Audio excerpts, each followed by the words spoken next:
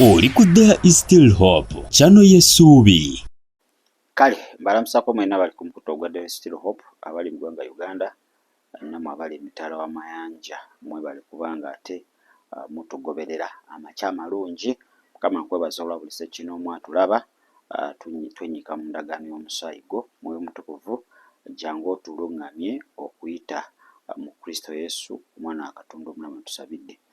Amiina era amiina ddala. Kakati waliyo obutambi obufubutuka mu ggwanga ya South Africa, abamu bagamba Malawi, abamu bagamba South Africa, buli omu okusinziira ku ki ku ntaputa oba ngeri gy'abitegeeramu.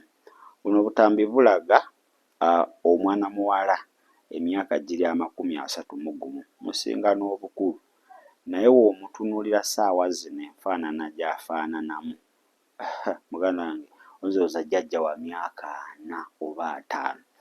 Mwana muwala ono kigambibwa nti nga wonolaba obutambi awo ku screen, mbu yasisinkana omusajja omu ne yeebaka naye mu nsonga ez'ekikulu oba ne yeegatta n'omusajja oyo. Wamala okwegatta naye, mwana muwala oyo obulamu ne butandika okuba nga bukyuka mpola mpola, sikiini ye netandika okuba nga ekaddiwa mpola mpola paka okutuusa akaseera kano waafaanana waatyo. Omusinkana onzooza jjajja alina abazzukulu nzooza myaka 10, 20 oba 10, naye muwala wa myaka 31. Kakati ekyo kitandise okuba nga kipuluvinga bye twabagambanga. Manyi twavangayo wano ne twogera ne mutusekerera ne mugamba tulimba. Osobola okwebaka n'omuntu n'akyusa amagenda go. Ekyo kye tuyita mu Luzungu destiny swapping. Ba agents beebaka n'abantu ne bababaka amagenda gaabwe. Ekyokubiri, ba agents batugesa nga baagala kweyubula. Omanyi omusota nga we gweyubula nga budde bujja, ne ba agent bakikola ng'ayagala kweyubula afuuke kitonde ekijja mu sitaani. Mu sitaani tewali kyatakoppye. Kati we yeebaka naawe akunywamu buli obulamu bw'olina. Wagibadde emyaka 8 n'aginywa n'otunula ng'ow'ekinaana. Kati oyo omwana omuwala kye baamukola. Kiva tubagamba mwegenze abantu be mwebaka nabo. Omuntu asobola okuyuwira omusimbi naye nga ye tezimuluma, alina ky'ayagala. Atuuse ku myaka 5 bamugambye kati olina okweyubula. Asobola okweyubula. N'oddamu n'omusinka n'otamutegeera nga kati afaanana wa myaka aga nga azze bujja, ng'obukadde bwonna bw'abadde nabwo abumaliddemu ggwe. Gwe n'okaddiwa ye n'adda bujja. Bane mwegendereze, ekyo tuzze tukyogera, ekyo kizze nkibagamba. Kakati Katonda atuyambye nti oyo wabaddewo physical manifestation nti kye baamukola mu nsi ey'omwoyo kirabise mu nsi ey'obuliwo. Kati osobola omulaba nti mukadde, naye kati waliyo bayitirivu nga bakadde naye nga wano mu buliwo yasigala nga ye, naye nga mu nsi ey'omwoyo baamukyusa. Obasanga basisita baffe ne yeekolako ne yeemyusa n'agula obukondo n'agula mini n'agula empanvu n'akunama n'ampala empale naye nga tewali wadde amusiiyaako wadde. N'agamba naye kati nze nafiirwako mbwa. Basobola kikola empapula zo, academic papers. N'ofuna empapula n'okola application n'ogiwayo obungi mu ofiisi. Omusajja agenda okukwata empapula zo okuzikeberawo ati nga ziwunya bbi. Empapula nga ziwunya amagi agaakono oba amafu. Okitegedde? Empapula nga ziwunya ebivundu, ebyennyanja ebyavunda nga baakiteeka nga baakyambaza empapula mu nsi y'omuntu. Naye nga wano physically tezirina buzibu, nga naye tosobola ziwunyiza. Okitegedde? Nga n'omuntu nti azirabako bulabi si ku mulimu nti agenda kuba mulimu, tezirina buzibu, naye nga kasita kituuka nti zirina okuba nga zikuyisaawo ng'ekyo kijja. Bantu bangi n'ogenda okukola interview n'oyingira bulungi, aze okubakozesa interview n'alabira ddala kimunsita ne bakulagira ofuluma nga tebakuwadde nansonga ne bakugoba. Kubanga gw'oli kweraba nga gwe n'abatudde naye bali kulaba nti egwe, naye kati ono bamulaga mu nsi ey'omwoyo how you are, balabira ddala baleese ekikuneme bakugoba. Olaba muntu najja obusungu Samoya ng'atandise okulaba ekintu ekirala. Kakati kye bakoze sister waffe we South Africa, yeebaka n'omusajja bwe yamaze okwebaka naye ebyazzeemu ndowooza obirabye, yakadiyiddewo yakadiyiddewo muzeeyi muzibu. Naye kiki butawulira bwaffe, twagala bya supiidi, musajja aze ne ssente, ye tekimugaana kuteekamu ssente kubanga alina okudda obujja, alina okunywamu ekikulimu akuwa obukadde. Nzira bagamba nange bwe nalokokera nalinga ow'emyaka 9, nali nakaddiwa, sitaani yali yakaddiyanze in and out. Okitegeera? Kaakati bannange tubeere beegendereza, sitaani takyalina budde, amanyi obudde bwamugwako dda, akoze buli ky'asobola okuba ng'akaddiya abaana ba Katonda. Okitegedde? Osobola okutambulira mu financial status etaliiyo nga gwe mabanja gwokka, ng'ekyo kyambalo kye baakwambaza. Okitegedde? Nga rejection yokka, nga niwe otuuka awantu abadde bakwagala nga ki, mu lunaku lumu baba bakulaze nti tebakwetaaga. Waliwo ayamba nga bakwambaza kya anti-marriage butafumbirwa nga tekigenda kukkiriza, era at least kikuconnectinga ku bafu abagenda okumenya omutima, abagenda okukola buli kye baagala, abo boolabira ddala.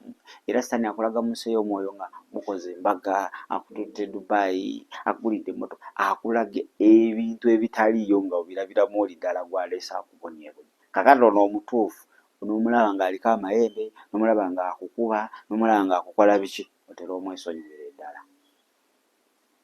Okitegedde? Bantu bati babakyusiza amagenda gabo, bantu bangi batambulidde mu identity etali za spiritual. Wano physical yasigala nga yeggwe, naye mu nsi ey'omwoyo nga si yeggwe, kuba sitaani yaafa ku kiri eky'omwoyo ekiririyo. So amawulire agafuutuka mu ggwanga lya South Africa si malungi.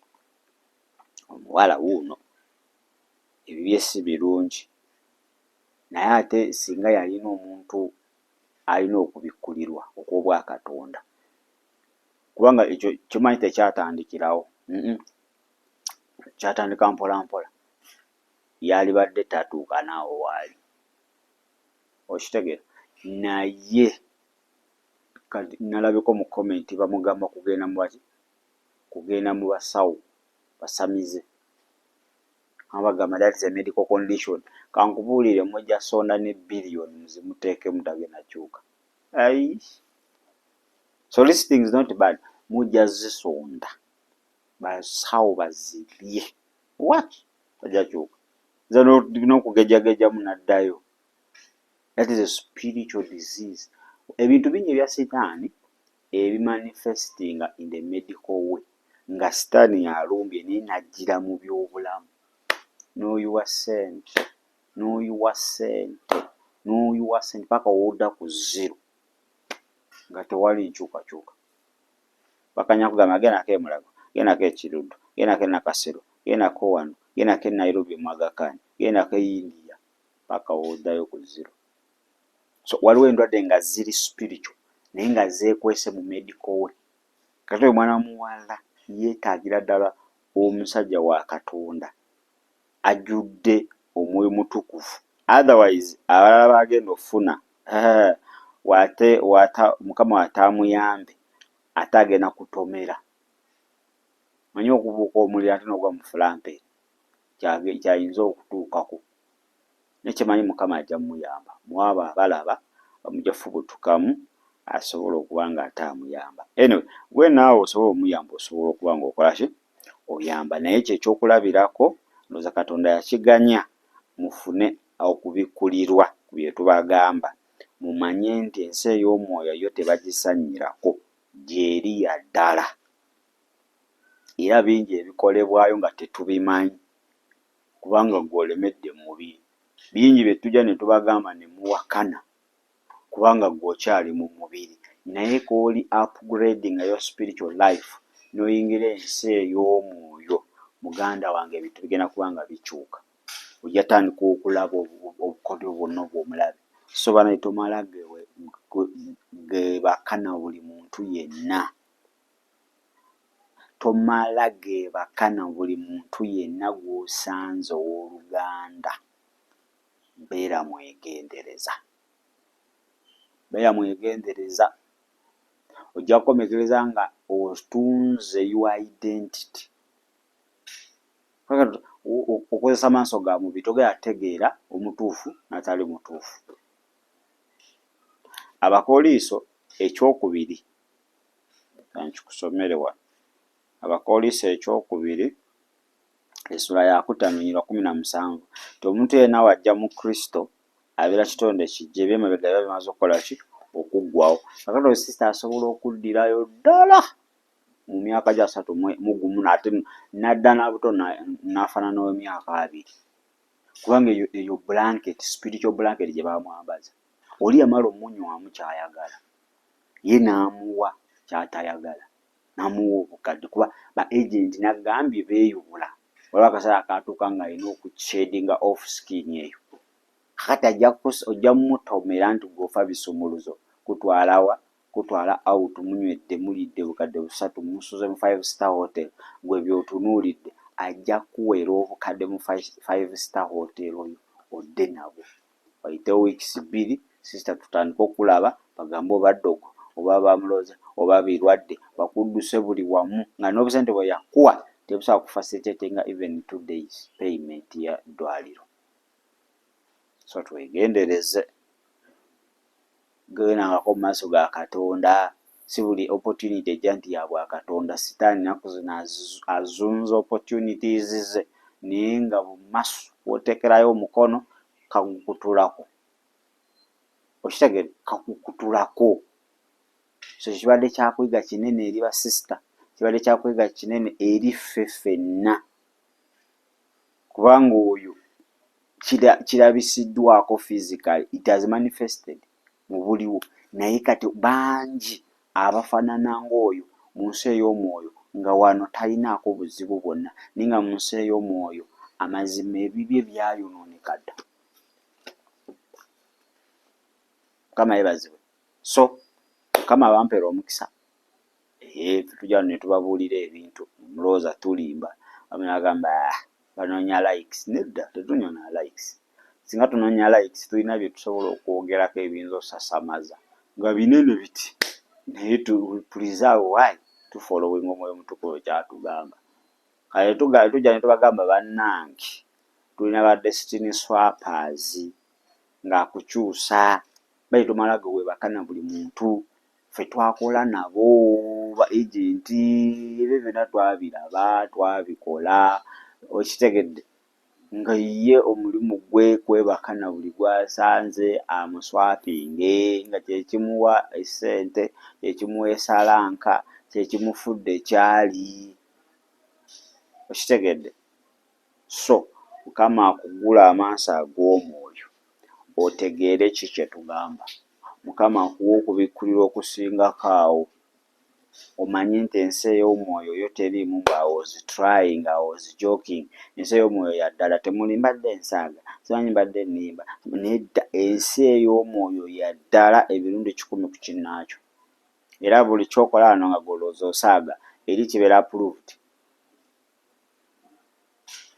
So Mukama akuyambe ate naawe osobole okuba nga buli ekyakyusibwa mu nsi ey'omwoyo osobole okuba nga ate odda bujja. Mukama nkwebaza olwabulise kino mwalaba. Era Mukama tusaba naffe ensi yaffe ey'omwoyo eyawambibwa, eyakonyezebwa, eyakadiyirizibwa nga temuli kavaamu konna, Mukama otusumulule otuzze bujja, omusaayi gwo ogwayiika gusobola okuba nga gutulongoosa ne gutukomyawo mu kitiibwa, mu kwagala kwo okuyita mu Kristo Yesu omwana wa Katonda omulamu. Yesu muwe obulamu bwo. Gamba Yesu nkwebaza olwaleero obulamu bwange, kyenva mbukuwa obeere omulokozi era mukama waabwo. Saasira obutali butuukirivu bwange, naze n'omusaayi gwo ntukuze okuyita mu Kristo Yesu omwana wa Katonda abeere omulamu. Buli omu n'addamu nti amiina era amiina ddala. Kale nze kampumulemu nkomawo, njagala twogereko ebintu bingi. Waliwo topiki z'essaamaliriza wano, nayogedde nabadde mbasuubiza paati ey'okubiri gye tugenda okuba nga twogerako how Satan use your phone to weaken your spiritual life. Sitaani akozesa atya essimu okuba nga anafuya obulamu bwo obw'omwoyo. Leka nzije n'ekitundu ekyo mu dakiika zijja kubeeremu 2. Shalom.